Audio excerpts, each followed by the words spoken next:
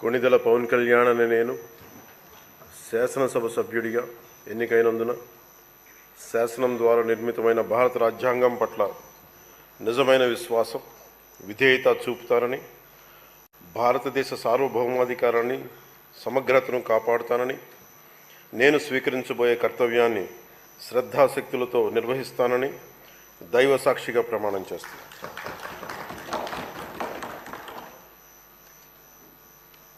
కొణిదెల పవన్ కళ్యాణ్ అనే నేను ఆంధ్రప్రదేశ్ శాసనసభ సభ్యుడైన కొణిదెల పవన్ కళ్యాణ్ అనే నేను సభా నియమాలకు కట్టుబడి ఉంటానని, వాటిని అనుసరిస్తానని, సభా మర్యాదలను పాటిస్తానని, సాంప్రదాయాలను గౌరవిస్తానని దైవ సాక్షిగా ప్రమాణం చేస్తున్నాను.